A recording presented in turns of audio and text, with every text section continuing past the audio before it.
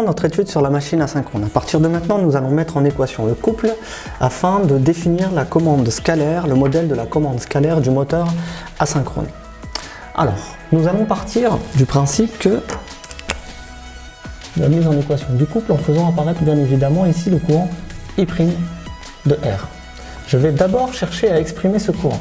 J'ai donc I' de R par la loi d'Emae qui est dans cette branche-là, sachant qu'ici j'ai la tension Vs, je me retrouve avec Vs en module sur la racine carrée de R'R sur G au carré plus LF oméga S au carré. De plus, je sais bien évidemment que mon couple PTR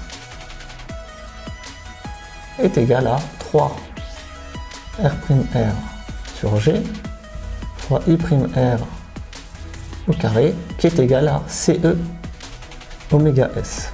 J'arrive à sortir CE de cette relation, tel que CE est égal à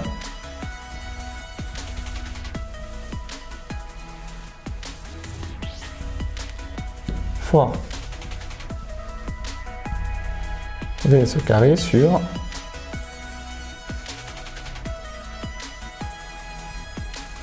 R'R sur G au carré plus LF oméga S au carré.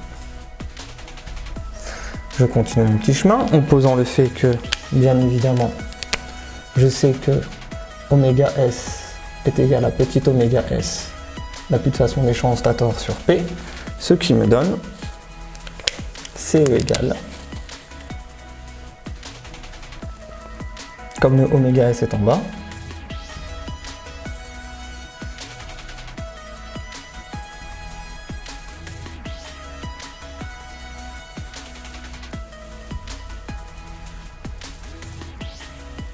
sur le même dénominateur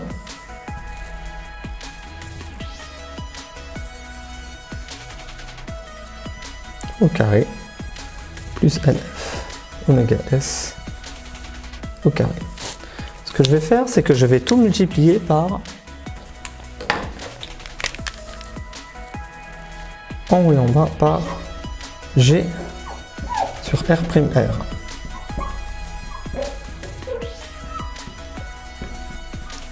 Quand je fais ça, bien évidemment, je vois que le R'R ici et le G ici se simplifient. Et je vais le distribuer ici dans les parenthèses, ce qui va me donner CE égale 3P sur oméga S Vs au carré divisé par, j'ai fait une bêtise ici,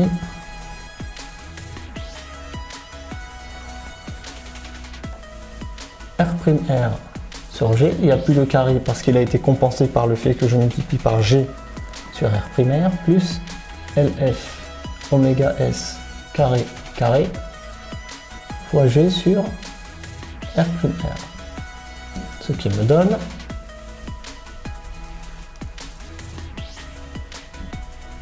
je peux sortir un LF oméga S. Comme je sors un LF oméga S, je dois forcément le compenser dans la parenthèse, tel que R'R sur LF oméga S G. Voilà. Quand je distribue mon LF oméga S, je me retrouve bien avec la même chose qu'ici. Plus, comme j'ai un LF oméga S au carré, j'en ai déjà sorti un, il me reste juste un LF oméga S G sur R'R. Je vais noter le couple sous cette forme-là.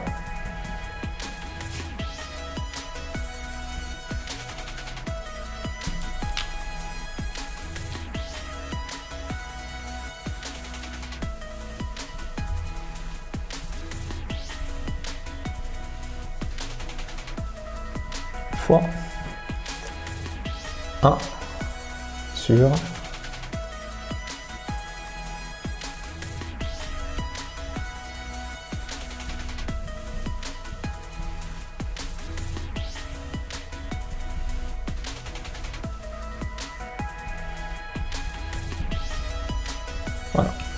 Excusez-moi, on va juste couper ça.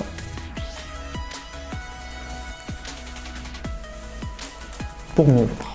Voilà l'expression de mon couple.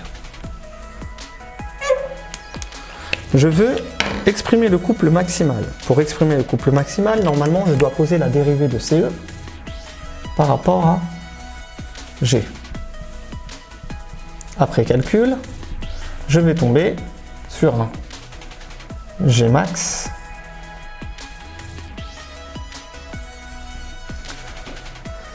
qui est égal à LF oméga S sur R'.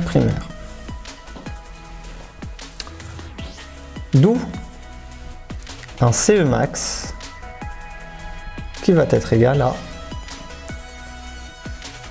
3P sur 2LF VS sur oméga S au carré. Ça, c'est mon couple maximal. Pour construire mon schéma bloc, je vais partir de l'équation de mon couple et je vais étudier donc un modèle d'asservissement, scalaire, c'est-à-dire à V sur oméga S égale une constante. Et à faible glissement, et G proche de 0. Ce qui me donne pour mon couple CE, un couple qui va être à peu près égal à 3P sur LF VS sur oméga S au carré, tout ça est constant, fois le terme en G ici va s'annuler parce que le G est très faible, mais attention, ici le G se retrouve en haut pour avoir au final LF oméga S G sur R'. Après simplification, mais en se mettant dans un coin de la tête que comme j'ai oméga R, j'ai G de glissement qui est égal à oméga moins oméga S sur oméga S, qui est égal à oméga R sur oméga S, alors au final, j'ai oméga R, petit oméga R, qui est égal à G fois oméga S. Donc ça, je peux le remplacer par oméga R. Et je peux également simplifier cette partie de l'équation. Le LF qui est ici se simplifie avec le LF qui est ici. Je me retrouve donc pour les faibles glissements, ce qui est la plupart du temps on travaille à faible glissement, CE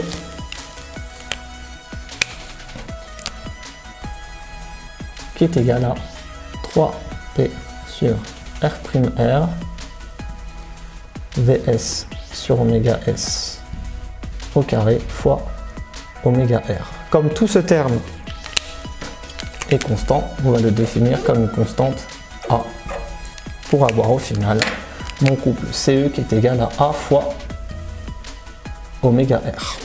C'est une relation que je vais encadrer.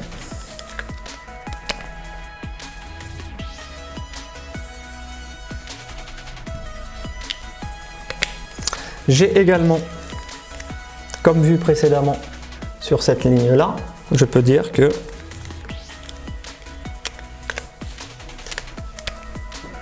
oméga R, qui était égal à oméga moins oméga S, je vous invite à voir la vidéo précédente, me donne donc oméga R sur P, pulsation champ autorotorique sur P, le nombre de paires de pôles, égale oméga moins oméga S sur P.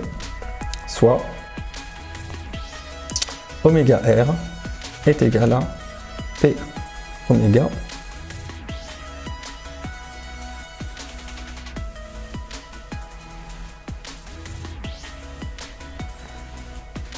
oméga S moins oméga P moins oméga S. Formule que je vais également encadrer. Ces deux relations-là vont être importantes pour redéfinir par la suite le modèle scalaire de la machine que je représenterai dans une troisième vidéo avec la mise en place de la structure de commande.